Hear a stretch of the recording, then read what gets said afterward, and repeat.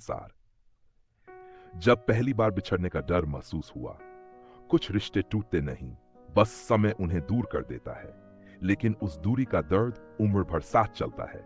जैसा कि आपने पिछले भाग में सुना, जब मैंने कल्पना से पूछा कि वह कथा में इतनी देर से क्यों आई थी, उसकी आंखें भर आई थीं। वह कुछ कहना चाहती थी, लेकिन कह नहीं पाई, और मैं सिर्फ उसके आंसुओं का कारण जानना चाहता था। उसके बाद मैं स्कूल से घर आया, लेकिन उस दिन घर आकर भी मन नहीं लगा।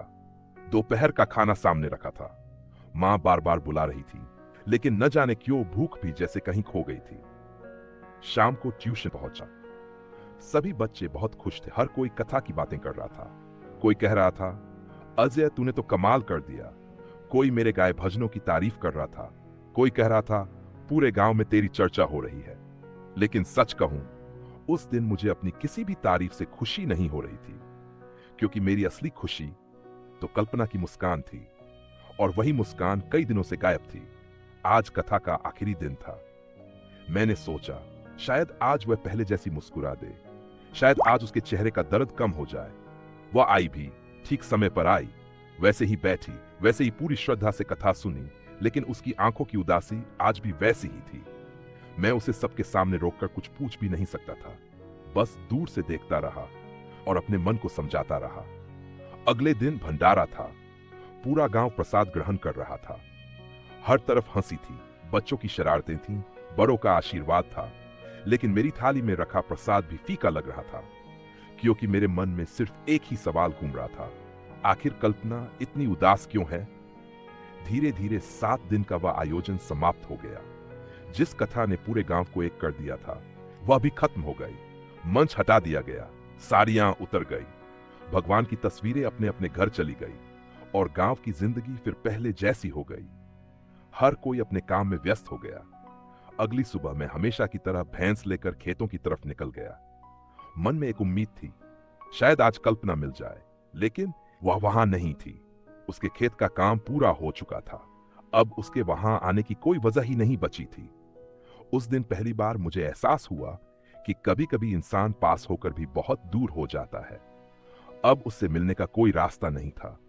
स्कूल में इतने बच्चों के बीच उससे खुलकर बात नहीं कर सकता था, और उसके घर जाने की हिम्मत वह आज भी मुझ में नहीं थी। समय धीरे धीरे बीतने लगा। हम दोनों फिर पहले की तरह स्कूल में मिलने लगे, साथ खेलते, साथ हंसते, लेकिन अब हमारी हंसी के पीछे कहीं न कहीं एक अधूरापन छिपा रहता था। एक दिन आखिर मैंने हिम्मत जुटा ही ली। दोपहर की छुट्टी थी, सब बच्चे मैदान में खेल रहे थे। मैं धीरे से उसके पास गया और बोला, कल्पना, तुम मुझसे क्या छिपा रही हो? वह चुप रही। मैंने पहली बार उसका एक हाथ अपने हाथ में लिया। उसने मेरी तरफ देखा। उसकी आंखों में फिर वही नमी थी। कुछ पल चुप रहने के बाद वह धीमी आवाज में बोली, अजय, अब हम बड़े हो गए हैं। मैं उसकी बात सुनकर हल्का सा हंस पड़ा। मैंने कहा, अरे, इसमें उदास होने की क्या बात है? सब लोग बड़े होते हैं, कोई हमेशा छोटा थोड़ी रहता है। लेकिन इस बार कल्पना नहीं मुस्कुराई। उसने मेरी आंखों में देखते हुए कहा, तुम नहीं समझोगे। मैं गंभीर हो गया। वह बोली, जिस दिन मैं कथा में देर से आई थी, उसी दिन मेरे पापा आए थे। वो नानी से कह रहे थे, अब कल्पना बड़ी हो गई है, इस साल उसकी पढ़ाई पूरी होते ही मैं उसे अपने साथ ले जाऊंगा। मेरे पैरों तले जैसे जमीन खिसक गई। अब जाकर मुझे उसकी उस एक बात का मतलब समझ आया। अब हम बड़े हो गए हैं। मैंने कांपती आवाज में पूछा, तो तुम क्या चाहती हो? उसने हल्की सी मुस्कान देने की कोशिश की, लेकिन मुस्कान से पहले ही उसकी आंखें भर आईं। वह बोली, इसमें चाहने जैसा क्या है अजय? एक दिन सबको जाना ही पड़ता है। मैंने जल्दी से पूछा, तुम्हारा गांव कहाँ है? वह बोली, मुझे भी ठीक से नहीं पता। हमारा पूरा परिवार आगरा में रहता है। यही नानी के पास पढ़ने आई थी।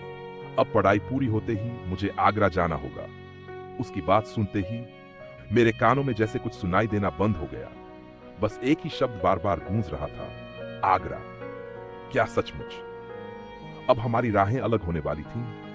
क्या बचपन का यह मासूम रिश्ता समय की धूल में कहीं खो जाएगा, या फिर किस्मत अभी हमारी कहानी का सबसे बड़ा इम्तिहान लिखना बाकी रखे बैठी थी? जानिए खोप्यार जीता संसार के अगले भाग में। कभी कभी सबसे मुश्किल सफर वह नहीं होता जो पैरों से तय किया जाए, बल्कि वह होता है जहां दो दिल एक दूसरे से दूर होने लगते हैं।